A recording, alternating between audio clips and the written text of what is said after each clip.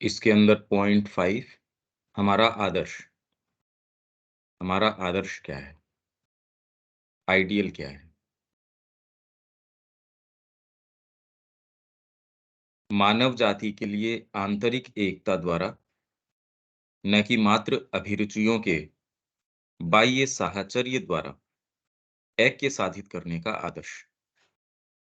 ये तो कल हमने थोड़ी बात करी थी इसके विषय में कि वर्तमान में साहचर्य खाली बाह्य अभिरुचियों के बाह्य साहचर्य, एक्सटर्नल एसोसिएशन बाहरी साहचर्य है। उसके अंदर आप एक कॉज के लिए, देश सेवा के लिए कि उसमें एक साथ सारे साथ में आए और एकजुट होके उसके अंदर, पर ये आंतरिक एकता अभी तक नहीं हुई कि उसमें एकता का आदर्श, एकता किस आधार के ऊपर साधित करी जाएगी। ये तो माँ ने ही इसका एक एक छोटे रूप में उदाहरण प्रस्तुत किया है कि वो सारे के सारे आके, क्योंकि आंतरिक एकता ही बाहरी जो वैरायटी है, उसको सहन कर सकती है। इसीलिए भारतीय संस्कृति में आप ये देखिए, कोई जो है ड्यूअलिस्ट है उसको भी दिक्कत नहीं है, नास्तिक है उसको दिक्कत नहीं है, एकेश्वरवादी है उसको दिक्कत नहीं है। सारे के और एक ही परिवार के अंदर सारे हों।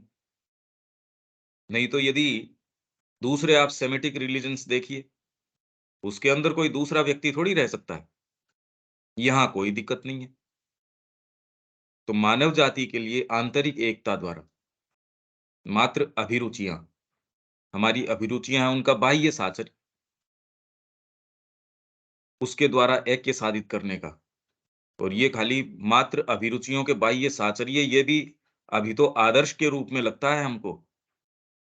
ऐक्य है कहाँ? विभेद है। और इसका एक कारण ये है क्योंकि हमारे अपने अंदर संघर्ष है। तो कैसा भी व्यक्ति सामने होगा, कहीं न कहीं जजमेंट करने की आदत कि ये अच्छा है, बुरा है, जो है। जब तक हमारा दृष्टिकोण स्वयं का आंतरिक नहीं हो जाता, 2 व्यक्ति भी साथ में ऐक्य साधित करना कितना मुश्किल है। कॉम्प्रोमाइज़ जैसा रहता है। पति-पत्नी के बीच में देख लीजिए, और बहुत ज़्यादा की आवश्यकता ही नहीं है। दूसरे हमने इसके विषय में कल ये बात करी थी कि फ्रांसीसी क्रांति जिस आदर्श को, त्रिदेव को सामने लेके आई, इक्वालिटी, लिबर्टी और फ्रेटर्निटी।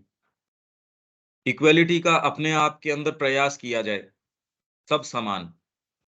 थोड़ा-सा विचार करके देखिए, यदि इसको आप आंतरिक दृष्टिकोण हो नहीं और सारों को बाहरी तरीके से समानता के आधार पर एस्टेब्लिश करने की कोशिश करें, समान है ही नहीं। कोई 2 व्यक्ति, एक व्यक्ति ही अपने अलग-अलग क्षणों के अंदर समान नहीं होता।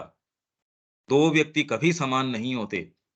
तो उनके साथ व्यवहार जो है, यदि बाहरी समानता का व्यवहार करते हो, तो वो तो समान व्यवहार हुआ ही नहीं फिर। वो तो असमान व्यवहार हुआ।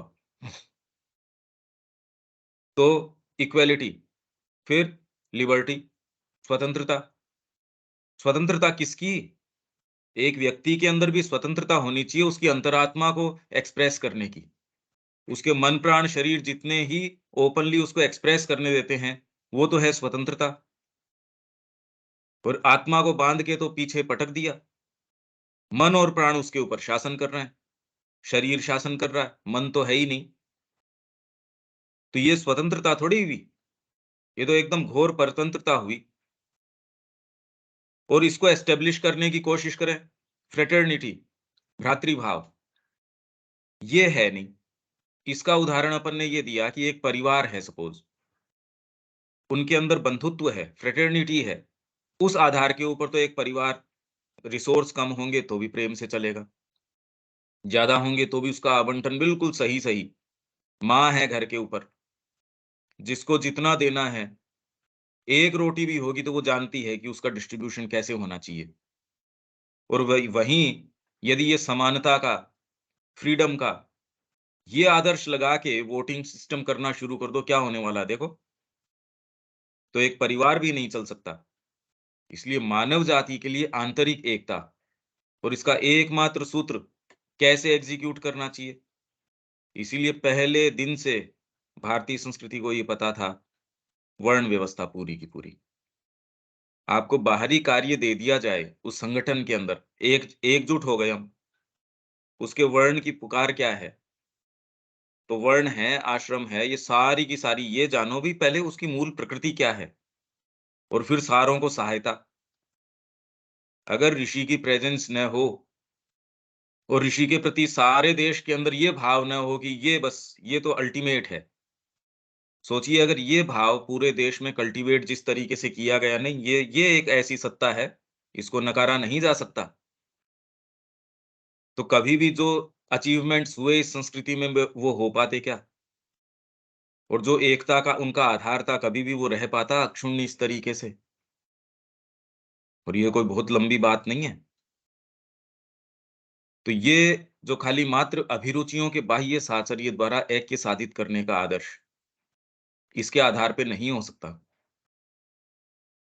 मनुष्य के महज पाशविक एवं आर्थिक जीवन में से या महज बौद्धिक एवं सौंदर्यात्मक में से आध्यात्मिक जीवन के वैभवों में पुनरुत्थान का आदर्श। ये तो निचले हो गए, महज पाशविक। भाई इसके अंदर यदि हम ये कहें कि पशु वाली क्रियाएं मनुष्य कर रहा है तो वो पाशविक है, तो क्या वो करने से रह सकता है? पहला प्रश्न तो ये है। यदि भोजन करना, प्रोक्रिएट करना या जो क्रियाएं मनुष्य अलग कौन सी क्रिया करता है? खाली अपने कर्मों को रिफ्लेक्ट करने की क्रिया पशु से अलग है, बाकी तो कोई भी दूसरी क्रिया अलग नहीं है। अगर सारी क्रियाएं देखी जाए तो यूं देखा जाए तो हमारा जीवन सारा का सारा, हमारे परिवार की व्यवस्था, हमारे व्यक्तिगत रहने सहने की व्यवस्था भी भोजन का तरीका थोड़ा सा अलग है, बाकी भोजन है। फिर बाद में आप संतान उत्पत्ति है। इसमें पशु के अंदर और इसमें मनुष्य में अंतर क्या है? पशु इनफैक्ट यदि क्रियाओं के आधार पे देखा जाए, पशु ज्यादा अपनी सहज वृत्ति से ये क्रियाएं सही करता है। मनुष्य है भोजन के अंदर ऐसी चीज खा लेगा जो उसके हेल्थ के लिए ठीक नहीं है। तो महज पाश्विक, इसका अर्थ क्या हुआ? और आर्थिक, इसके लिए मैंने ये कहा कल, क्या आर्थिक नहीं रहेगा बाद में? अगर आध्यात्मिक सोसाइटी होती है, उसके अंदर ये जो आपकी इकोनॉमिक्स है, ये रहेगी नहीं रहेगी? हम क्या समझते हैं, क्या सिस्टम आएगा? फिर से वही कि एक जने ने प्रोड्यूस किया, एक कम्युनिटी सेंटर है, वहां रखी आया, दूसरे आए, उन्होंने अपना सामान रख दिया और यूं ही उठा के चले गए।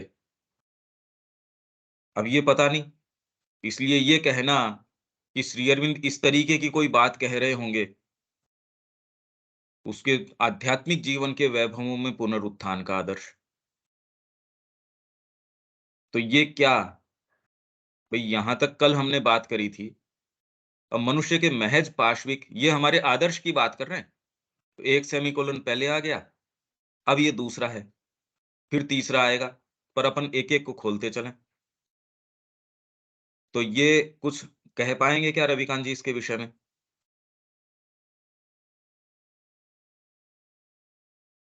कल मैंने कल ही कहा था कि हमारा जो आदर्श है वो स्पिरिचुअल जीवन के महबूबों का पुनरुत्थान करना। हमारी जो टोटल सोच होनी चाहिए कि हमें स्पिरिचुअल अपलिफ्टमेंट करना है, हुँ, पुनरुत्थान का आदर्श मतलब वहां उठ हाँ, के जाना है, आध्यात्मिक जीवन हमें जीना हाँ, है। हाँ, वो सोच करके हमें अपना जो है हमारा आदर्श होना चाहिए। जैसे श्री अरविंद ने तो आध्यात्मिकता पे बहुत ज्यादा जोर दिया है।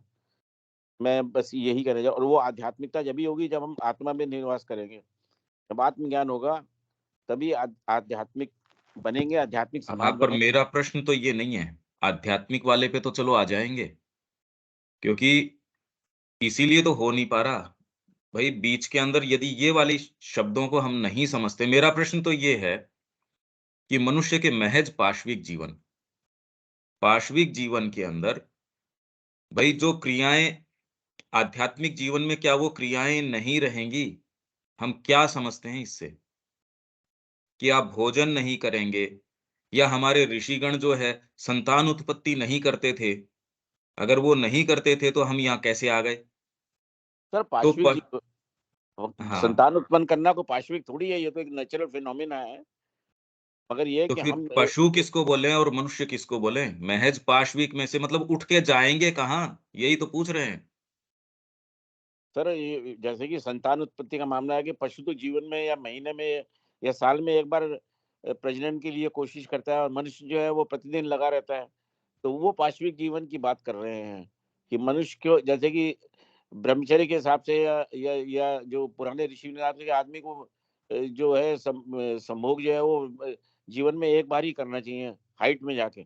और ये पाश्विक जीवन है, हम दिन रात लगे रहते हैं उसी काम के लिए प्रजनन में। तो ये सोच हमारी नहीं होनी चाहिए और हमारी सोच होनी चाहिए कि हम जो संतान उत्पत्ति करेंगे, वो एक अच्छा बच्चा पैदा करेंगे, एक अच्छी औलाद पैदा करेंगे, एक आध्यात्मिक सोच के साथ करेंगे, तो हमें अपनी पूरी जीवन की सोच बदलनी होगी। अच्छा, तो चलो ठीक है, आपकी इस बात को स्वीकार कर लेते हैं। और कोई जी, ये व्यक्ति कहता है चलो मेरे को ये क्रिया नहीं करनी, कुछ लोग ऐसा निर्णय करते हैं अभी मेरे को शादी करनी नहीं। तो जी, अब उसका जीवन क्या आध्यात्मिक हो गया इस बात से? आदर्शात्मक तो हो सकता है। जी। आध्यात्मिक हो जाए इससे ये क्या आवश्यकता है? वो व्यक्ति यदि ये स्वीकार करता है कि मेरे को ये इन झंझटों में नहीं जाना परिवार के, तो मैं एक देश के कॉज़ के लिए या जिस भी कॉज़ के लिए मैं काम करता हूँ, तो तो अब भोजन भी करेगा, सारे काम करेगा, तो क्या वो पाशविक की सीमा से दूर चला गया और आध्यात्मिक बन गया क्या इस बात से? माताजी ने तो आश्रम में इस चीज़ के लिए तो कहा ही है ना कि आपस में शारीरिक संबंध निषेध है हाँ, वहाँ पर। वो आध्यात्मिक जीवन के अंदर की बात है। मैं तो जी, दूसरी तरफ से कड़ी पकड़ रहा हूँ कि क्या ये क्रिया नहीं करने से और व्यक्ति पशु से अलग हो जाता है क्या? मैं तो खाली ये पूछ रहा हूँ। और वो क्रिया करने से क्या वो पशु हो जाता है? और वो बंद करने से वो पशु नहीं रहता, नहीं आध्यात्मिक बंदा वो क्रिया करने से आदमी पशु नहीं कहलाएगा, वो तो नेचुरल फिनोमिना है। हाँ, ठीक है। तो अगर सारों को नेचुरल फिनोमिना के अंदर डाल लें तो आध्यात्मिकता कहाँ आएगी? वो तो सोच आएगी आदमी अंदर से जब आत्मा से जुड़ेगा, आत्मज्ञान प्राप्त करेगा वो और आंतरिक रूप से भगवान से जुड़ेगा, तब वो आध्यात्मिक जीवन आएगा। चाहे कितने ही करता हाँ, रहे, कितने ही वो अगर भगवान से जब तक नहीं जुड़ेगा, आत्मज्ञान प्राप्त नहीं करेगा, वासुदेवम सर्वमिदं और अपनी आत्मा में भगवान से नहीं जुड़ेगा, तब तक वो आध्यात्मिक जीवन नहीं कहलाएगा। ये चीज़ है। चाहे कितने ही आदमी पढ़ ले, लिख ले, चाहे कितने ही कुछ कर ले, मगर जब तक वो अपने आंतरिक एकता स्थापित नहीं करेगा, भगवान से नहीं जुड़ेगा और आत्मज्ञान प्राप्त नहीं करेगा, तब तक सब कुछ बेकार है। आत्मज्ञान बिना सब सूना, क्या मथुरा क्या काशी। ये यही चीज़ यहाँ पे सबसे लास्ट में इसको पढ़िए, उसमें साफ कर दिया श्री अरविंद ने, जो आखिरी वाली इस आदर्श हाँ, की पर 2 इसमें लाइनें हैं। समस्या ये है कि आखिरी तक तो जाएँगे ही, हम ये थोड़ी है कि ये वाली पढ़ के और नेक्स्ट टाइटल के ऊपर चले जाएँगे। मैं इसलिए इन शब्दों के अंदर क्योंकि ग्रे एरियाज़ हैं हमारे माइंड में और हम इन शब्दों को पढ़ते नहीं और तुरंत ही जो आप बात बोल रहे हो वहाँ तक पहुँच जाते हैं। इसीलिए इन जो शब्दों का चमत्कार है वो जीवन में नहीं होता, जी, क्योंकि यहीं तो अंधकार छिपा रहता है। भई ये सारे जो आप कह रहे हैं अंधकार के पॉकेट्स हैं, जिसके अंदर अंधकार सारों के घुसा रहता है। और जब एक-एक शब्द को हम इस तरीके से उसकी सल निकालते चलते हैं, तो पता चलता है यार हम तो कुछ जानते ही नहीं। जितने शब्द आपने काम में लिए, जैसे चेतना, अब कोई ये कहे परिभाषित करो या फिर ये वाली समर्पण, इसको परिभाषित करो। जैसे ही हम इस अप्रोच से चलते हैं, तो पता चलता है हम कुछ नहीं जानते। इसलिए मैं ले रहा हूँ और बाकी ये थोड़ी हम जंप कर जाएँगे और आगे वाला सेंटेंस नहीं पढ़ेंगे या आध्यात्मिक जीवन के वैभव में पुनरुत्थान और इसीलिए मैं कह रहा हूँ ग्राउंड के ऊपर ये वाली बात नज़र नहीं आती। भई ग्राउंड पे कहाँ नज़र आती है ये? तो इसका मतलब कहीं न कहीं बीच में कड़ी चूक रहे हैं अपन।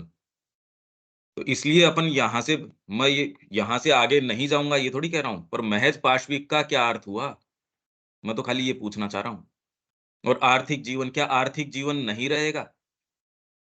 भई आपने तो तुरंत इसको स्वीकार कर लिया कि नहीं पाशविक जीवन तो रहेगा, क्योंकि आपने ये कहा कि ये तो एक स्वाभाविक एक्टिविटी है।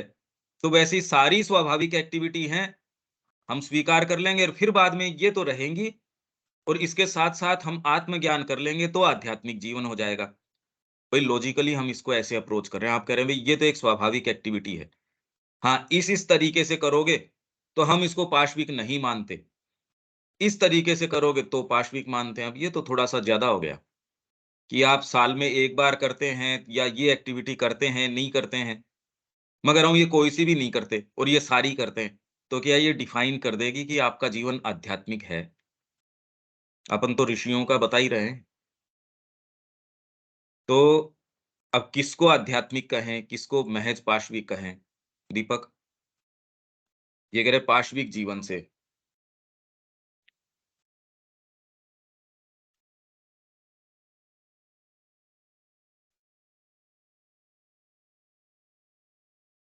हेलो,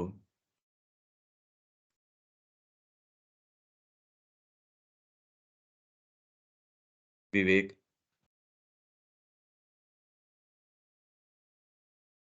हाँ भैया। मनुष्य के महज पाशविक और एवं आर्थिक जीवन में से तो ये यहाँ जो पाशविक है और आर्थिक आ रहा है, तो पाशविक का मतलब हो गया जिस प्रकार पशु खाना-पीना करना, प्रजनन करना, ये सारी चीज़ों में लगा हुआ है। तो हुँ, उससे उससे हटकर मतलब कहने का मतलब हो गया कि अब हमारा जो उद्देश्य होगा एक जैसे हम अपने अंदर भगवत्ता को धारण किए हुए हैं और उसमें परिणति करना हमारा उद्देश्य हुआ। तो उस खाने-पीने, प्रजनन करने इन सारी चीज़ों से हटकर उस उद्देश्य की ओर केंद्रितता करना, तो यहाँ जो बात हो रही कि महज़ पाशविक से होकर आध्यात्मिक हाँ, जीवन के पर अगर आप देहने अष्टांग योग करते हो और हुँ, केंद्रितता मैं पे है, तो ये आध्यात्मिक जीवन नहीं है। आप ये चीज़ न तो तब समझे थे, जब अपन रिकॉर्ड ऑफ योग वो जो योगिक साधन पढ़ रहे थे रिकॉर्ड ऑफ योग में, न अब समझ रहे हैं और यही हमारी सबसे मूल ग्रंथि अटकी हुई है। आप ये कोई-सी भी क्रिया नहीं करते, आप अखंड ब्रह्मचारी हो, इससे आप पशु होने से नहीं रह जाते, ये क्यों नहीं समझ रहे आप? और वो क्रिया करते हुए भी, कुछ भी कर रहे हो आप आध्यात्मिक हो सकते हो, क्योंकि ये फ़र्क तो चेतना का है। अगर आपकी चेतना वहाँ अटकी हुई है, तो ये आप सारी एक्टिविटी अरे भई एक्टिविटी या इनके मानकों पे नहीं है। इसीलिए ऊपर अभी रविकांत जी कह रहे ब्रह्म ज्ञान ऊपर तो कह रहे तत्व ज्ञान परिचारिका है उस चीज़ की। ये वाली बात समझ में आ नहीं सकती और मैं समझ सकता हूँ इस बात को। ये बात मेरे बड़ी अब धीरे-धीरे और अच्छे से समझ में आ रही है कि जो मूल केंद्र है वो कभी समझ ही नहीं सकते और इसके सीधे-सीधे प्रमाण अरे परसों तो पढ़ के ही गए हम। ये जो तत्व ज्ञान है ये तो परिचारिका है, सेविका है ये। सेविका जचे ठीक है, नहीं जचे दूसरी रख लो यार, इसमें क्या बात है? सेविका से तो कोई बंध नहीं गए आप। आप कह रहे हो उद्देश्य ही यही है। बताओ, मतलब मेरे को सेवक जचे नहीं जचे मैं हटा सकता हूँ। यहाँ तो हमने उसको आदर्श बता दिया कि ये तो रखना मेरा एक लक्ष्य है। ये बड़े सूक्ष्म पॉइंट्स हैं। चेतना में जब तक परिवर्तन नहीं है, आप तब तक कुछ भी कर लो। अष्टांग योग भी कर रहे हो तो भी आप पशु हो। हाँ, एक्टिविटी आपकी थोड़ी-सी सभ्य है बस। पर यदि आप खाली अपने शरीर को और अपने प्राण को ये बहुत बड़ा शब्द है क्योंकि आध्यात्मिकता जनरली आपके प्राण को इतना पफ़्ड अप कर देती है, इतना उभार देती है उसको। इसीलिए एक हठ योगी है, दूसरों को कहेगा अरे यार कीड़ा है तू। मनुष्य को मनुष्य के रूप में नहीं देखेगा, ठीक बात भी है। जैसी इनकी प्रवृत्तियाँ हैं, कीड़े से ज़्यादा थोड़ी है। भई श्री अरविंद खुद कह रहे हैं ये, इसमें अपने को बुरा मानने की बात भी नहीं है। अगर मेरे को मिल जाता है तो मैं आपसे बताता हूँ देखो। यहाँ जो भैया आप बता रहे हैं कि आदर्श रखने की उसका मतलब क्या बोलना चाह रहे हैं? अब ये देखो डिवाइन लाइफ़, मैं आपसे स्क्रीन शेयर कर देता हूँ, आप थोड़ा-सा इस परिप्रेक्ष्य में समझो।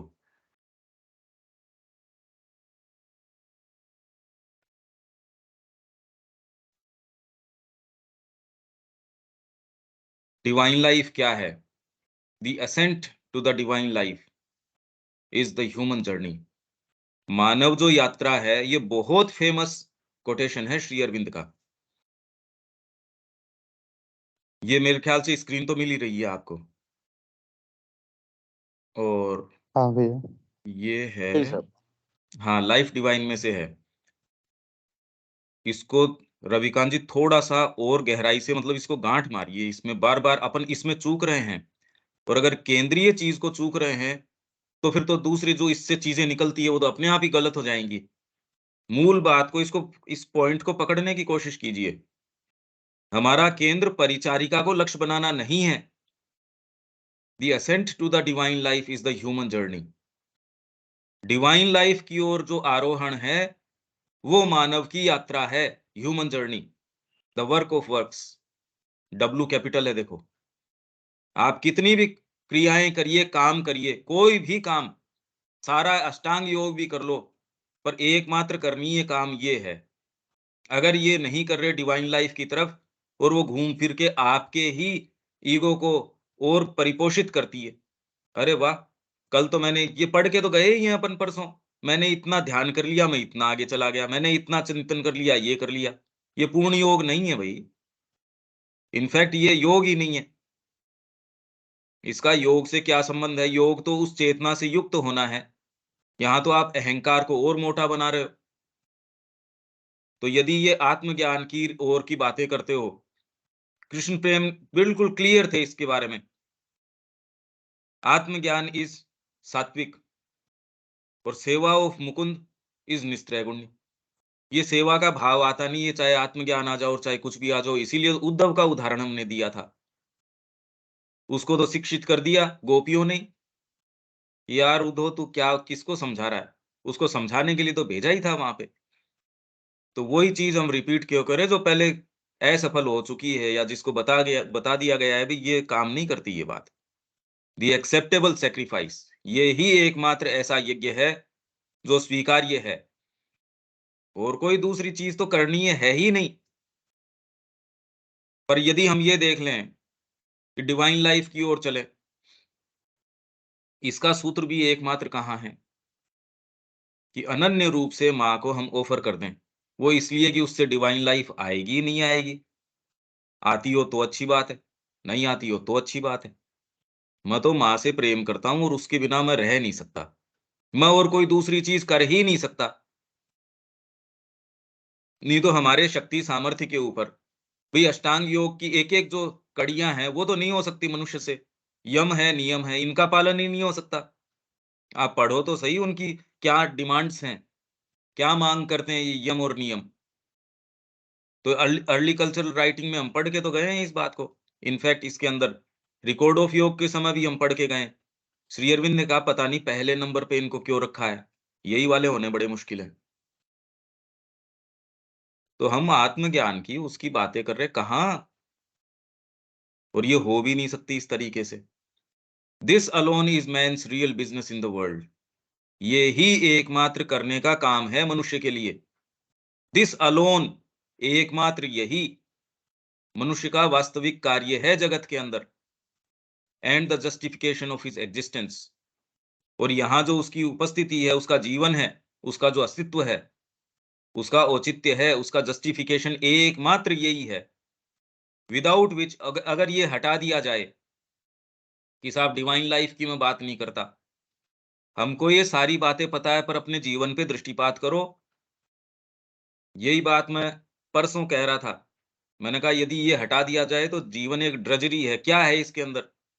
मैं तो सब समय महसूस स्वयं करता हूँ। Without which he would be only an insect, कीड़ा होगा वो खाली।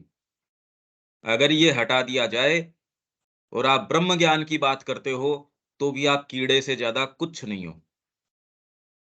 अगर हम ये बातें करते हैं crawling among other ephemeral insects, ephemeral क्षणभंगुर, अभी पैदा हुआ ये पानी का कीड़ा थोड़ी देर बाद मर गया। एफेमरल क्षणभंगुर जो कीड़ा है और दूसरे कीड़ों के बीच में ये भी रेंगता हुआ एक कीड़ा है। अगर ये डिवाइन लाइफ के लिए आपके अंदर कोई ये नहीं है, और हमारे लिए डिवाइन लाइफ ये है कि माँ को अनन्य रूप से कैसे दे दिया जाए। उसमें थकान नहीं आ सकती। अगर थकान आ रही है शरीर के अंदर, तो ये देखने की जरूरत है कि कहीं न कहीं कोई हमारी प्रकृति साथ नहीं दे रही, और किसकी है जो साथ देती है। इसमें कोई बुरा मानने की भी बात नहीं है। अच्छे भले जो साधक हैं, अरे प्रकृति का रूपांतर थोड़ी हो गया। कब लेट अपने समय के ऊपर जाके श्री अरविंद भी कह रहे हैं, एक बार कहा कि old man is still alive, बुढ़ा आदमी अभी भी जीवित है। तो माने का बाद में मैं समझी, ईगो के लिए कह रहे थे वो, कि ये आज तक भी बताओ ये अपना, कि ये ओल्ड मैन अभी भी है। तो एफेमरल इंसेक्ट्स के बीच में ये भी एक कीड़ा है, crawling on a speck of surface mud and water. एक सरफेस मड एंड वाटर, थोड़ा सा कीचड़ मिट्टी इनके संयोग से बन गया है वो धरती। और क्या है ये? which has managed to form itself amid the appalling immensities of the physical universe। भौतिक ब्रह्मांड की जो अपालिंग, अति विराट जो विशालताएं हैं, कितना, अपना सोलर सिस्टम देखो और जिस गैलेक्सी में हम, उसकी विराटता देखो, वो भी कोई बहुत विशाल नहीं है। और उसके अलावा कितनी कितनी गैलेक्सी, कितने कितने और, कहाँ हैं हम? तो उसके अंदर बस कोई एक कीचड़, थोड़ा सा पानी ये मिल गया, उसके अंदर एक कीड़ा पैदा हो गया, वो बातें करता है ब्रह्म ज्ञान की, स्वीकार करता नहीं इस चीज को। तो ये यदि नहीं है, तो he is only an insect. ये तो मनुष्य भी नहीं कह रहे, पशु भी नहीं कह रहे, ये तो कह रहे इंसेक्ट। इसलिए क्रियाओं के आधार पे पशु और मनुष्य नहीं, चेतना के आधार के ऊपर। क्रम विकास ने भी कोई ये थोड़ी चेतना में परिवर्तन किया। तो यदि आपकी चेतना वहां अटकी हुई है, उन क्रियाओं में, उन क्रियाओं के भोगों के लिए अटकी हुई है, तो आप पशु हो। और यदि वही क्रियाएं मां के लिए कर रहे हो आप, तो देखो आप एक साधक हो। बार बार यही तो बात कर रहे हैं। तो पाशविक जीवन का मतलब ये नहीं है, पर उनके अपने सुख के लिए वो काम कर रहे हो आप। भोजन कर रहे हो भोजन के रस के लिए। मैं तो कह रहा हूं यदि चित्रकला भी कर रहे हो और चित्रकला के रस के लिए, तो भी आप कोई प्रॉपर अभी स्थिति के अंदर नहीं हो। तो महज पाशविक, ये क्रियाओं के आधार पे नहीं, उन क्रियाओं का उन क्रियाओं के लिए रस लेना। ये तो भारतीय संस्कृति ने तो इसको टेम किस चीज से किया, इसके अंकुश किस चीज से किया? धर्म के जुए से। ये कर सकते हो पर धर्म के लिए। तो हमेशा ही हर जगह धर्म का जुआ चलता था उनके। योग, जो पशु के ऊपर जुआ अपन कसते हैं, तो धर्म हमेशा हर जगह, तेरा ये धर्म है। पशु के कोई धर्म लागू नहीं होता, ये मनुष्य के ऊपर है। तो पशुता से ऊपर उठाने के लिए भारतीय संस्कृति ने शुरू से क्या किया? धर्म का स्वर जो है प्रधान रखा। तू कहीं भी है, तेरा ये धर्म है। धर्म का मतलब तेरा आइडियल इस समय ये है ना, ये नहीं कर सकता। पशु क्या करेगा? जहां भी है बस अपनी उस क्रियाओं के अंदर रमण करेगा, चाहे वो अच्छी है चाहे बुरी है। इसीलिए कल मैं कह रहा था कि पशु की क्रियाएं हमसे ज्यादा संयत हैं, हमसे ज्यादा सटीक हैं, हमसे ज्यादा हार्मनी के अंदर हैं। इसलिए उन क्रियाओं के आधार पे कितना भी विवेचन कीजिए, जब तक आप चेतना के आधार पे ये बात नहीं करते, तब तक बीच का अंतर नहीं कर सकते। तो महज पाशविक एवं आर्थिक जीवन, अभी सारा जो सेटअप आप देख रहे हो किसके चारों तरफ घूम रहा है? क्या अर्थ वहां माँ ने डिपार्टमेंट नहीं खोले? पर वो सारी चीज साधना का अंग है, अपने आप में वो चीज नहीं है। और यदि ये वाले दृष्टिकोण से इस रहस्य के आधार पे आप देखोगे, तो महज बौद्धिक, ये तो हम पढ़ के गए हैं कि बौद्धिक भी यदि व्यक्ति हो गया और अंतरात्मा का उसमें प्रवेश नहीं है, तो वो असुर बन जाता है। ये हम पढ़ के गए हैं ये। मेरे ख्याल से शुरुआती वॉल्यूम्स के अंदर हम पढ़ के गए हैं ये बात, कि बौद्धिक रूप से खूब डेवलप्ड है, ये वाला उसके अंदर प्रवेश नहीं है, तो वो असुर बन जाता है। भारतीय संस्कृति में जिन असुरों की परिकल्पनाएं हैं, कैसे कैसे शक्ति संपन्न है, आज तो वैसा दिखता ही नहीं कोई। हम उनको असुर कह रहे, वैसी भक्ति वैसी चीज इवन उनके अंदर भी। आप प्रहलाद के अंदर देखो, वो उनको कह रहा है स्तुति के अंदर कि भगवान मेरे को घोर आसुरी स्वभाव मिला है, और उसके अंदर भी भक्ति हो सकती है। आप ये कह यार ये क्या बात? अरे पुराणों में तो दी गई है ये बात। तो महज बौद्धिक एवं सौंदर्यात्मक, सौंदर्यात्मक एस्थेटिक्स, जिसके ऊपर ये ग्रीस की जो पूरी कल्चर थी, ये भी पढ़ के गए थे। सारा व्यवस्थापन सुंदरता के आधार पे, और यदि सौंदर्य के आधार पे करोगे, तो हम ये पढ़ के गए थे, राष्ट्रीय स्तर पे कला का क्या महत्व है। ये हम पढ़ के गए थे कि कला क्या करती है जीवन के अंदर। आप में जो ये जो पाश्विक प्रवृत्तियां हैं, उनको बहुत ज्यादा नरम कर देती हैं, उसको मिटा देती हैं, कम कर देती हैं। सौंदर्य के आधार पे हम देख ही नहीं रहे, आप आध्यात्मिकता की बात कर रहे हो। कहाँ आध्यात्मिकता? यदि सौंदर्य बोध के आधार पे भी देखोगे, देश के अंदर स्थितियां एकदम ऐसी हो जाएंगी जैसे कोई स्वर्ग आ गया हो। अभी तो बोली के अंदर, व्यवहार में, चिंतन में, आपसी व्यवहार में, यदि एक बार आप नहीं, भाई सुंदर नहीं लग रही ये बात, दंड विधान के आधार पे चल रहे हैं, क्योंकि पशु हैं और हम इससे अलग है नहीं। अगर हमको समय दे दिया जाए, सारे रिसोर्स हैं, माँ के लिए लगते हैं क्या वो, या किस चीज के लिए लगते हैं? सौंदर्यात्मक छोटी चीज नहीं है, एक बहुत बड़ी चीज है, और इसने पूरी की पूरी संस्कृति को अनुप्राणित किया हुआ है सौंदर्य बोध ने। और उसके रहस्य श्री अरविंद ने बताए थे। यहां तो हम इसमें जाएं तो ये तो विषयांतर हो जाएगा। तो सौंदर्यात्मक है जो जीवन है, ये छोटी बात नहीं है। आपके चिंतन में सौंदर्य, आपके पब्लिक लाइफ के अंदर आप व्यवहार कर रहे हैं, उसके अंदर सुंदरता कहीं दिखती नहीं। पब्लिक लाइफ में कहाँ है सुंदरता? उसके अंदर बस मेयर को क्या मिलना चाहिए, थोड़ा सा सौंदर्यात्मक व्यक्ति होगा, वो कहे यार इतना ज्यादा खुद के ऊपर करने की क्या आवश्यकता है, मैं अकेला पेट भर लूं और मेरे आसपास के लोग वो खा नहीं रहे। अरे यार, ये सुंदर बात नहीं है। सोचिए कितना आपका पब्लिक लाइफ है, कितना सौम्य हो जाएगा। ऐसा थोड़ी रहेगा। तो ये सौंदर्यात्मक अभी तो ये देखने ही नहीं मिल रहा है, ये आदर्श। और उसमें से होके आध्यात्मिक जीवन के वैभव हैं, उनमें पुनरुत्थान का आदर्श, ये तो चेतना का बिल्कुल एकदम रिवर्सल है ये। यदि आप आध्यात्मिक जीवन के अंदर प्रवेश करते हो, उसके जो वैभव है, हम अभी क्यों मान बैठते हैं, एक्चुअल में अभी ये समस्या भी है हमारी। देखिए, हमको ऐसी चीज के लिए बोलने के लिए मजबूर होना पड़ता है जिसको हमको पता नहीं ये पक्षी के पंख लाल हैं, पीले हैं, हरे हैं, क्या हैं। इसलिए हमको ये बोलना पड़ता है, भी ये ऐसा होगा, ऐसा होगा। अब जो प्रताड़ित है बेचारा कोई चीज से, इसलिए वो कहते थे भी वहां हूर मिलेंगी, वहां इस तरीके के खूब सारे खाने के लिए आपको खजूर मिलेंगे, वहां पानी मिलेगा। वो प्रताड़ित है, वो वहां उस वातावरण से, गर्मी है इतनी भयंकर, उसके लिए उस तरीके का स्वर्ग है। उनकी परिकल्पना है ही वैसी। तो जब हम ऐसी परिकल्पना करते हैं कि यह आध्यात्मिक जीवन के वैभव, तो हमको लगता है हाँ, ये आत्मज्ञान हो जाएगा, ये हो जाएगा। अरे अलग जाके कहाँ से होगा, क्या होगा वो? माँ कह रही है तुम में और मेरे में कोई अंतर नहीं है, खाली अंतर चेतना का है। ये तो बहुत बड़ी बात हो गई। और वो क्या होगा उसमें? अगर वो अंतर है तो आपकी सारी क्रियाएं आध्यात्मिक हैं, और ये अंतर नहीं है तो आपकी सारी क्रियाएं पाशविक हैं। बहुत सीधी सीधी बात ये है।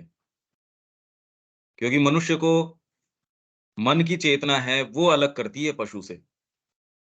कोई शरीर और ये थोड़ी अलग करते हैं। और वो कहीं देखने मिलती नहीं कि वो चेतना अभी भी कोई वास्तव में अपना होल्ड रख पाई हो। आत्मा की शक्ति को भौतिक ढांचे और मानसिक उपकरण में उड़ेलने का आदर्श, ये तो अभी आदर्श है। सुप्रामेंटल की यही तो बात है। भौतिक ढांचा आपका, अभी तो शरीर का रूपांतर तो हुआ नहीं। और मानसिक उपकरण में, इसके अंदर तो भाई काफी स्तर पे कई लोगों में काम हुआ होगा, पर ये आदर्श है मनुष्य जाति के लिए। श्री अरविंद तो शुरू से, उनके ड्रीम्स देखिए आप, तो आत्मा की शक्ति को भौतिक ढांचे और मानसिक उपकरण में उड़ेलने का आदर्श, जिससे कि मानव अपनी मानवता को उस सच्ची अतिमानवता में विकसित कर सके। अभी जो मानवता है, पर मानवता के लिए भी वो सौंदर्यात्मक है और है, उन सारों की बहुत ज्यादा इंपॉर्टेंस है। इसलिए संगीत, साहित्य, कला, यदि इससे कोई विहीन है, तो वो तो साक्षात पशु है। संस्कृत में जो श्लोक है कि वो खाली उसके सींग है, सींग नहीं है और पूंछ नहीं है, पर वो धरती के ऊपर भार है। ये श्लोक है। खाली वो घास नहीं खाता, उसका भोजन थोड़ा-सा अलग है। इनफैक्ट भोजन भी हमारा जैसा हो गया वो देखो आप। तो यदि आपकी सुरुचि नहीं है संगीत, साहित्य, कला, इनमें आपका प्रवेश नहीं है, तो आप मनुष्य ही नहीं हो, ब्रह्म ज्ञान तो छोड़ दीजिए। ये हमारे तो प्रचलन में है ये श्लोक, संगीत, साहित्य और कला विहीन। साक्षात पशु है वो। तो मानवता के लिए तो पहले ये सुरुचियाँ, ये चीज़ें, मानव होना भी अभी तो बहुत बड़ी बात लग रही है। कहाँ मानवता और अति मानवता, जो हमारी वर्तमान अवस्था का उसी तरह अतिक्रमण कर जाएगी। ये जो अति मानवता है, सुपर ह्यूमैनिटी है, वो हमारी जो वर्तमान अवस्था है, उसको वैसे ही अतिक्रम कर जाएगी, ट्रांसेंड कर जाएगी, जैसे हमारी वर्तमान अवस्था उस पाशविक अवस्था का अतिक्रमण कर गई, जिसके विषय में विज्ञान हमें बताता है। विज्ञान की खैर ज़रूरत भी नहीं है, वो तो हमको दिखता ही है। पशु की अवस्था के ऊपर ये तो श्री अरविंद कह रहे हैं, if animal is satisfied with a modicum of ये ज़रूरतें उसकी पूरी कर दो और पशु उससे सैटिस्फाइड है। मनुष्य कभी सैटिस्फाइड नहीं हो सकता, क्योंकि उसके अंदर एक डिवाइन कॉज़ के लिए भावित होने की शक्ति है, इसलिए वो चाहे उसको कुछ भी मिल जाए, वो अतृप्त बना रहता है। और ये इसका प्रमाण है कि उसको ऊँची से ऊँची चीज़ ज़रूर मिलेगी। तो जैसे पाशविक अवस्था के अंदर आप सोच थोड़ी सकते हो कि मन के प्रादुर्भाव के साथ आपके साथ क्या-क्या चीज़ें नहीं आ जाएँगी। कितनी-कितनी चीज़ें, कितने-कितने शास्त्र, कितनी-कितनी प्रणालियाँ, कितनी-कितनी पद्धतियाँ, कितनी-कितनी चीज़ें। भौतिक स्तर के ऊपर भी कितनी वैरायटी, जीवन जीने का कितना ढंग, कैसी-कैसी संस्कृतियाँ। संगीत है कि उसके अंदर जो वैरायटी है अनंत। साहित्य है उसकी वैरायटी, जीवन के जीने के कितने तरीके, व्यापार के कितने तरीके, मतलब आप ये तो एंडलेस, यही अनंत वैरायटी हमको लगती है।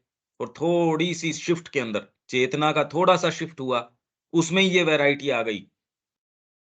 तो ये अगर ऊपर की थोड़ी-सी आप में चेतना आ जाती है, क्या समझते हैं उसमें क्या अंतर आ जाएगा? वर्तमान में भी यदि चेतना में परिवर्तन आता है, आपका जीवन ऐसा नहीं रह सकता। आप ये समझो, शरीर तो मनुष्य का प्रतीत हो सकता है, दिख सकता है, पर हर व्यक्ति इसीलिए अपनी चेतना के आधार पे अपने ही जगत में जी रहा है। और कोई ये कह रहा है, "अरे यार संसार देखो किस तरीके का है।" और एक जो है उसकी भव्यता में, यदि अंतरात्मा में निवास कर रहा है, उसका वर्णन इसी जगत का कैसा बिल्कुल भिन्न है। ये तीनों एक ही हैं। ये तीनों आदर्श, ये जो 3 आदर्श की, सबसे पहला आंतरिक एकता द्वारा, न कि अभिरुचियों के बाह्य साचरी द्वारा। फिर बाद में पाशविक, आर्थिक, बौद्धिक, सौंदर्यात्मक जीवन से आध्यात्मिक जीवन के वैभवों में पुनरुत्थान। और इसमें सोसाइटी क्या करेगी, क्या नहीं करेगी, इसके सारे इंडिकेशंस अपनी भारतीय संस्कृति में हैं। उन्होंने इसी आधार के ऊपर व्यक्ति के जीवन को और पूरे समाज के जीवन को निर्धारित करने, व्यवस्थित करने का प्रयास किया। और एक किसी लिमिट तक वो सफल हुए इसमें, क्योंकि और कहीं तो ये प्रयास भी नहीं किया गया। एकमात्र यहीं शुरू से लेके आज तक इसी संस्कृति ने इस आदर्श को थामे रखा और ये लॉयल रही। इसीलिए इसके अंदर जो अवतारों की पूरी श्रृंखला है, ऋषियों की पूरी श्रृंखला है, सबकी पूरी की पूरी श्रृंखला आप ये देखिए। माँ भी कह रही है बाई बर्थ मैं वहाँ, वो हूँ। मेरी आत्मा तो देखिए यहाँ, ये संस्कृति की है।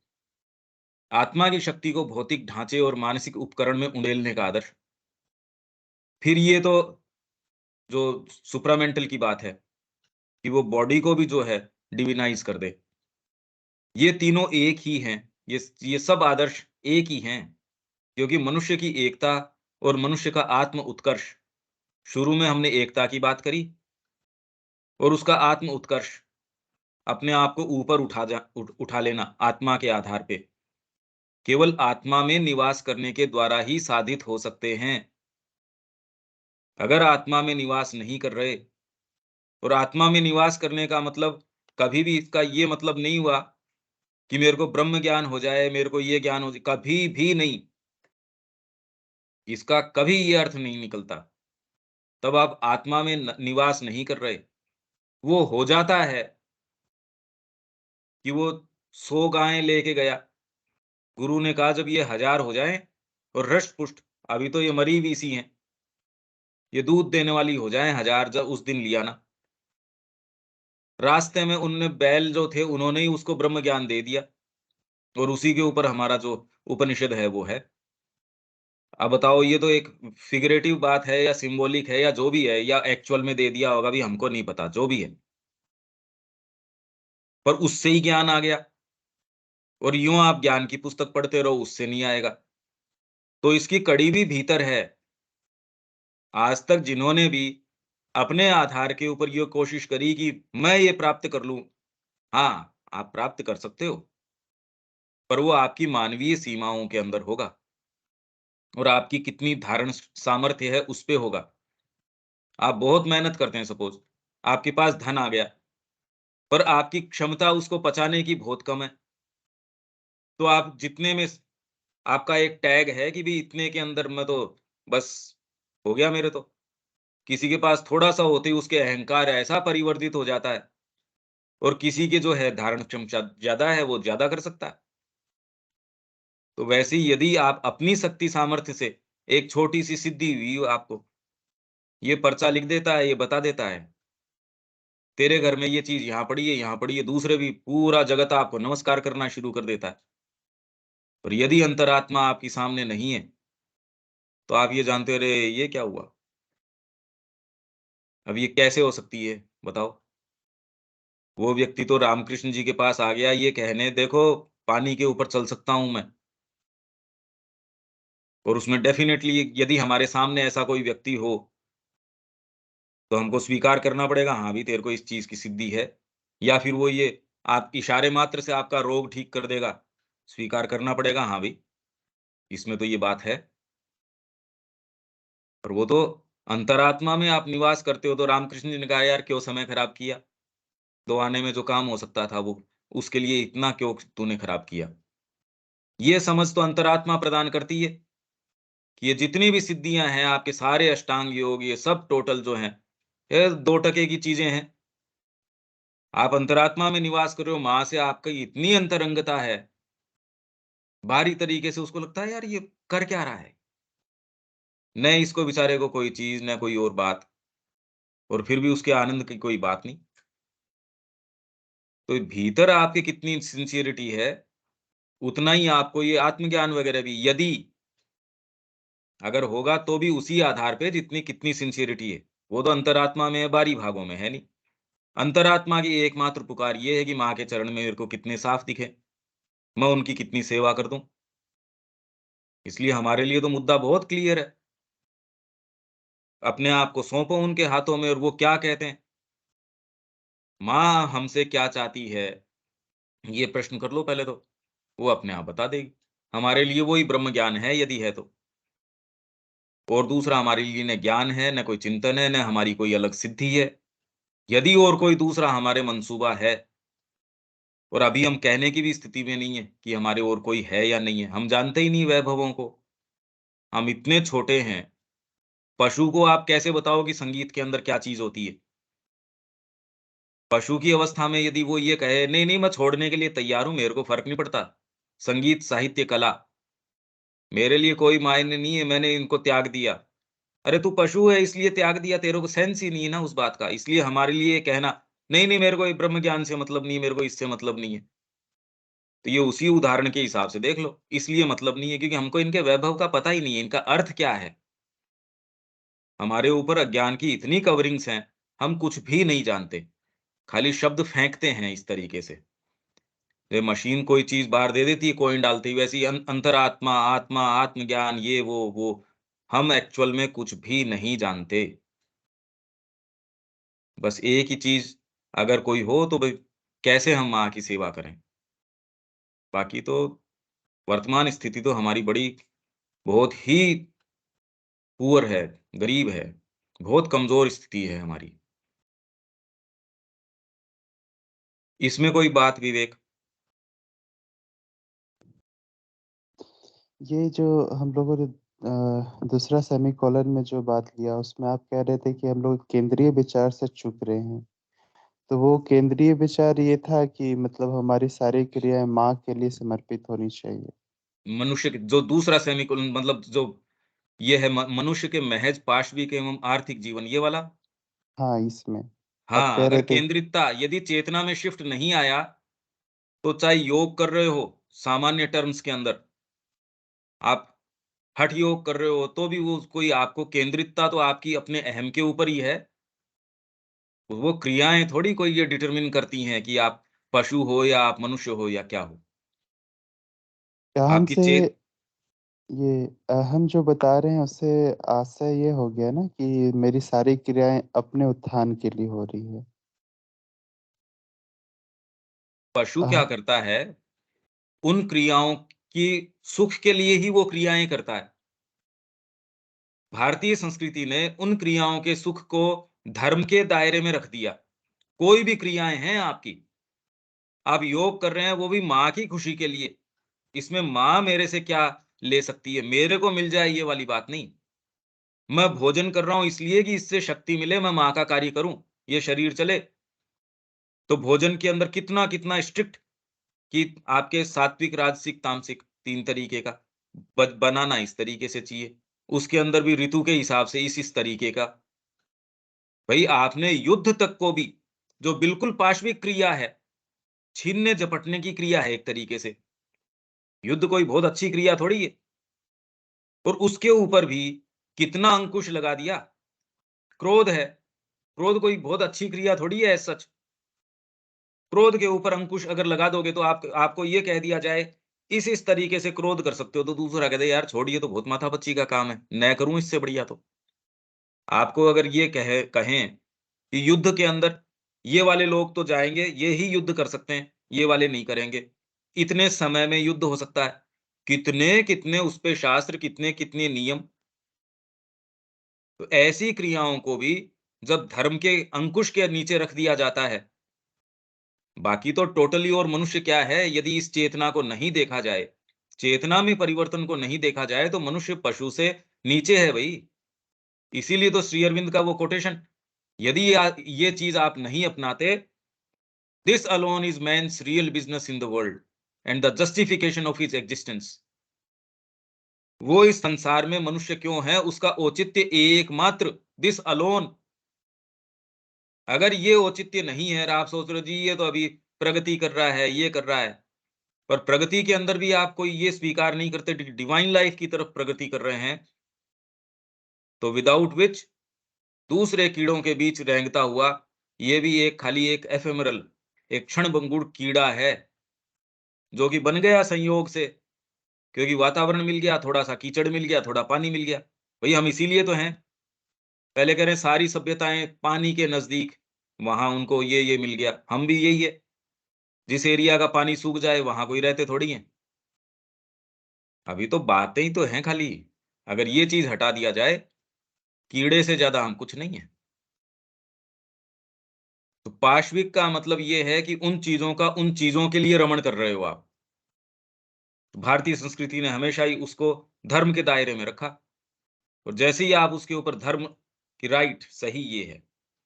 सही कहने का मतलब ही खाली मनुष्य कह सकता है ये।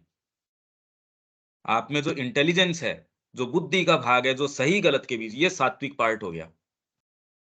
सात्विकता ही ये कहती है, इसलिए पहली चीज़ गीता इसीलिए तो सबसे पहले शुरुआत किससे करी है? तामसिक से पहले राजसिक, राजसिक से फिर बाद में सात्विक। ये पूरा क्रम वो बता रही है हमारे सामने भी कैसे करें, वो तो प्रॉपर पूरा तरीका बता रही है आपको। और फिर बाद में देखो आप, भोजन के अंदर यज्ञ, तप और दान, इन तीनों को भी राजसिक, तामसिक और सात्विक तीनों बता रही है वो। इनका वर्गीकरण कर रही है गीता। तो इसलिए सारी क्रियाएँ यदि उनके भोग के लिए आप कर रहे हो, वो सब पाशविक हैं या एट लीस्ट कम से कम हायर तो नहीं है। कला को भी जैसे कला के अंदर भारतीय संस्कृति में आ जाएगा, कला के संबंध में, कि आप कला को खाली उसके सुख के लिए ही कर रहे हो, तो भी बहुत लोअर आर्ट है। इसलिए उसका वर्गीकरण कर रहे हैं श्री अरविंद। 3 उसके वर्गीकरण करेंगे। तो जो पश्चिम की आर्ट है वो नीचे वाले 2 तक उनकी ऊंची से ऊंची भी आर्ट है और नीचे वाली पे, और भारत की आर्ट है वो शुरू ही दूसरे वाले के टॉप मोस्ट हाइट्स है उससे करती है और वो ऊपर सुप्रीम में चली जाती है। ये वर्गीकरण, अगर हम इसको ये केंद्रीय चीजों को नहीं समझेंगे और दूसरे वर्णन भी किस आधार पे आएंगे, खैर ये चीजें भारतीय संस्कृति में तो और बेटर हमको क्लियर हो पाएंगी। अच्छा, और कोई बात इसके अंदर? हाँ, एक बात आप बोल रहे थे आर्थिक जीवन में आर्थिक जीवन के बारे में। आर्थिक जीवन उस में। हाँ, तो उसमें आप बोल रहे थे कि क्या फिर आगे जब हम आध्यात्मिक जीवन में जाएँगे, तो जो हम्म आर्थिक व्यवहार अभी हो रहा है, जो अर्थ का लेन-देन हो रहा है, क्या उस हम्म समय नहीं हो पाएगा? ऐसा कुछ प्रश्न था आपका। हाँ, मतलब क्या सिनेरियो होगा उसका? कैसी सोसाइटी होगी? क्या हम ऐसी परिकल्पना कर रहे हैं जिसके अंदर ये इस तरीके की चीज नहीं होगी? तो उसी का एक रूप फिर बाद में माँ ने वहां पौंडीचेरी के अंदर प्रस्तुत किया। काम जो है आपको आपकी क्षमता के आधार पे, और रिसोर्स है वो आपकी आवश्यकता के आधार पे। भाई उन्होंने क्या आदर्श रखा आश्रम में? कार्य है वो आपकी जो क्षमता है ना उसके आधार पे दे रहे हैं। तो एक जना 18 घंटे की क्षमता है वो 18 घंटे कर रहा है, किसी की 5 की क्षमता है वो 5 कर रहा है, 8 की है 8 कर रहा है। पर 18 घंटे वाला कर रहा है, उसको ये नहीं कि उसको जो सुविधाएं हैं वो फिर बाद में उसके आधार पे मिले। सुविधाएं हैं वो आवश्यकता के अनुसार। मेरी आवश्यकता ही नहीं है, मेरा वर्क फील्ड ही उस तरीके का नहीं है, मैंने जबरदस्ती ये डेकोरेशन इस तरीके के कर रखे। तो इसीलिए वहां, क्योंकि उसका आधार पहले वाली लाइन जो है कि साहचर्य है वो आंतरिक एकता के द्वारा है। नहीं तो बताओ उपद्रव हो जाए यहाँ। आप पौंडीचेरी में यदि देखो, 2 जनों को या 3 जनों को तो एक बड़ा पूरा भरा पूरा मकान दे रखा है। एक जने को दे रखा है कि वहां कोई प्रॉपर बेचारे को सुविधा ही नहीं है, वो काम भी ज्यादा कर रहा है। तो यदि जो समानता का आदर्श आप उस तरीके से देखोगे, उपद्रव हो जाएगा कि अरे ये तो बड़ी इनइक्वालिटी है यहाँ तो। एक व्यक्ति को ये पूरी सुविधा है भैया, डाइनिंग हॉल के अंदर तू बिना कोई सूचना के, पूर्व सूचना के, अगर तेरे गेस्ट हैं तो 10 15 20 25, कोई आवश्यकता नहीं है पूर्व सूचना की। जिसमें दूसरे ऐसे हैं, उनको ना एक भी यदि लेके आता है पूर्व सूचना की आवश्यकता है नहीं, उसको बोलो कि यहाँ नहीं, वो अपनी व्यवस्था स्वयं करे, क्योंकि यहाँ तो अनुशासन नहीं रह सकता। आर्थिक जीवन, अभी फिर फिलहाल अर्थनीति किसके लिए? भाई टोटली हमारी जो प्राणिक और भौतिक प्रकृति है, यही तो प्रश्न है कि आगे विज्ञान क्या करेगा। आर्थिक बात ही नहीं, मैं तो कह रहा हूं भाई विज्ञान का भी प्रश्न है। अभी हमारी चेतना केंद्रित है कि कैसे मेरी भौतिक जो सुख सुविधाएं हैं या प्राणिक सुख सुविधाएं हैं, इनको कितनी प्रचुर मात्रा के अंदर मैं कर सकूं, यही तो काम चल रहा है। अगर इससे सोसाइटी के अंदर थोड़ा ये अंतर आ जाएगा, तो उसमें इन सारी चीजों के ऊपर क्या प्रभाव पड़ेगा, वो तो यथा योग्य तरीके से पड़ेगा। जो आश्रम में आ गया, वो कोई आर्थिक काम के लिए वो चीज नहीं कर रहा। यदि वो बैठा भी है सप्ताह के अंदर पुस्तकें भी बेच रहा है, आर्थिक के लिए थोड़ी कर रहा है। इनफैक्ट वो यदि फंड्स इकट्ठे करने भी गया है, नवजात जी जैसे जाते थे, तो भी कोई आर्थिक जीवन नहीं जी रहा, वो तो आध्यात्मिक जीवन जी रहा है। क्योंकि केंद्रितता कहाँ है आपकी। तो इसीलिए पॉलिटिक्स भी जो है, जो सबसे ज्यादा प्राणिक प्रकृति को जो है बांधने वाली, उसको रुचने वाली जो चीज है, वो भी वो कह रहे हैं कि भविष्य के अंदर जो अभी ये कहते हैं सेवा करेंगे सारे पॉलिटिशियन, हम तो सबकी जनता की सेवा, यदि ईमानदारी से भी हो तो भी करें, आगे सेवा की नहीं साधना की पॉलिटिक्स होगी। भारतीय संस्कृति में यही था। गुरु ने कहा भी तेरे तेरे लिए ये काम है। तो राजा ऐसे राजा, वो अम्बरीश जैसे, वो सारा राजपाट अपना कर रहे हैं, बाद में खुद का गेहूं पीस रहे हैं चक्की के अंदर, कि ना भाई ये नहीं, ऐसे आदर्श उनके। तो ये बाद में किस तरीके का होगा, यही तो मैं कह रहा हूं। पहले तो ये समझे कि आर्थिक जीवन वर्तमान में क्या है और वो क्या बन गया है, उस समय फिर बाद में इनकी कितनी उपयोगिता रहेगी। भाई जैसे टेलीफोन आने के बाद में चिट्ठी पत्री की इनकी कितनी उपयोगिता है या वो कितने का आपके जीवन में हैं। वो ठीक है जितने हैं, कितनी सुविधाएँ तो पोस्ट ऑफिस ने बंद ही कर दी, आवश्यकता ही नहीं है उनकी। अब फैक्स मशीन की कितनी का आवश्यकता है? मोबाइल पे सारा काम ही चल रहा है और इसके बाद में ये भी कोई फाइनल प्रारूप नहीं है। आपके सारे जो इस तरीके के गूगल लेंस हैं या ये और आ रहे हैं, इसके बाद में ये कैसे इंटीग्रेट करेंगे, क्या करेंगे? तो हम यही वाली टेक्नोलॉजी पे अटके रहेंगे और टेक्नोलॉजी शिक्षा वाली में क्या परिवर्तन आ जाएगा, चिकित्सा में क्या परिवर्तन आ जाएगा, फिर बाद में राजनीति के अंदर ये टेक्नोलॉजी आ जाती है, वो क्या करेंगे? ये तो सारा हमको देखने की आवश्यकता है। हाँ, पर विचार करने की भी आवश्यकता है। यदि ये चीज़ प्रवेश करती है, जैसे मोबाइल ने, पहले संदेश देने के लिए भौतिक साधन ही था, भेजो किसी को, संदेशवाहक को भेजो। फिर आपके पास यांत्रिक साधन हो गए। यंत्र से यदि आप कर सकते हो, तो उसने फिर बाद में कितना-कितना अंतर किया। ट्रांसपोर्टेशन में कितना फ़र्क पड़ गया। अब कोई ये थोड़ी है कि आप कोई एक जगह से दूसरी जगह बग्गी लेके जा रहे हो या घोड़ा लेके जा रहे हो। तो वैसे ही जब चेतना में, इन चीज़ों टेक्नोलॉजी में, इन सारी चीज़ों में फ़र्क आएगा, तो बाहरी जीवन तो अंतर हो ही जाएगा। इसीलिए अपन ने एक नोट लिखा है, हिस्ट्री ऑफ वैदिक एज, अपनी वैदिक एज, इस पे एक पुस्तक है। क्योंकि लोगों का ये है कि वैदिक समय के अंदर इतिहास किस तरीके का है, तो अब वो कोशिश करते हैं घर इस तरीके के हैं, यहाँ बैठते इस तरीके से हैं। अरे वो इतिहास थोड़ी है। कोई कैसे बैठता है ये इतिहास नहीं है।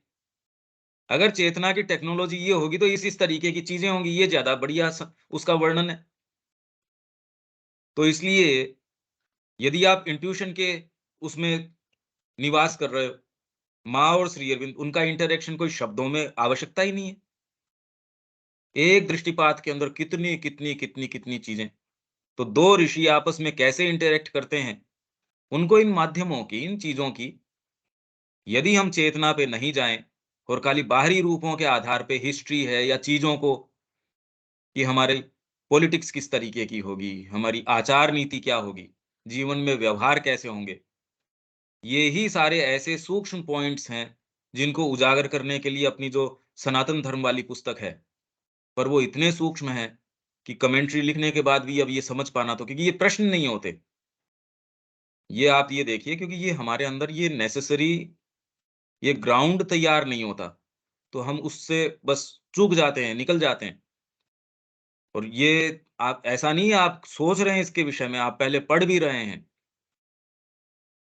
पर पहले वो एस्टेब्लिश्ड कई चीज़ें हैं, उस पे हम प्रश्न नहीं करते। जैसे हम ये मान लिया कि ये वाली चीज़ें तो रहेंगी, ये वाली तो जीवन का हिस्सा हैं, तो यही वाली सारी तो हम प्रैक्टिकल बताते हैं। ये तो प्रैक्टिकल है, इसीलिए कोई दूसरी चीज़ आ नहीं सकती। और कोई सेंटेंस और कोई बात, विवेक? नहीं भैया। ये बहुत ज़्यादा गंभीर बातें हैं ये। ये तो सारी की सारी फ़िलॉसफ़ी इसी में आ जाएगी। भई श्री अरविंद कह रहे हैं ये बाद में होगा, तो सारा ही उनका तो दर्शन आ गया है इसके अंदर। कैसे होगा? उसमें उनकी आप ह्यूमन साइकिल है वो पढ़िए। जितने और सब उनके हैं, जब तक उनको समाहित और धीरे-धीरे, धीरे-धीरे आत्मसात नहीं करते, ये बातें हैं क्या वो ही नहीं समझ में आती। कोई व्यापार है, कोई व्यापारी करने वाला है, उसमें क्या-क्या इन्वॉल्व्ड इश्यू हैं, वो ही हम नहीं समझते। वो ही समझता है। कोई थिएटर चला रहा है, हमको क्या पता उसमें कितनी-कितनी एक्टिविटी है। हम तो देख के कह देते हैं, हाँ यार, क्या ख़ास बात है। वो जानता है, एक छोटा-सा नाटक प्रस्तुत करने में क्या-क्या उसके अंदर साधन, संसाधन, क्या-क्या चीज़ें नहीं चाहिए। 1 घंटे की प्रस्तुति के अंदर क्या-क्या बातें नहीं चाहिए। और वही यदि चेतना के आधार के ऊपर आप ऐसी कोई सावित्री जैसी चीज़ मंचन कर रहे हो, उसके लिए क्या चाहिए आप सोचो। और सच्चे रूप में यदि वो चीज़ मंचन करना चाह रहे हो, तो क्या चाहिए फिर सोचो। तो अभी तो ये ब्रह्म ज्ञान वगैरह ये शब्द है, ये लेना अभी हम इस स्थिति में नहीं है। रविकांत जी, सारे सेंटेंस में या कहीं कोई बात, कोई चीज़, कोई इसमें कोई शब्द या कोई चीज़ ऐसी जो अभी अपन चूक गए हों, नहीं, ठीक है सर, कुछ नहीं करना है आपको। इस पे थोड़ा-सा अपने को मंथन करना पड़ेगा, ऐसे नहीं। ये तो श्री अरविंद के साहित्य के साथ ये अप्रोच हमको और थोड़ा गंभीर करना पड़ेगा। हाँ जी, शब्या जी, कोई बात, कोई चीज़?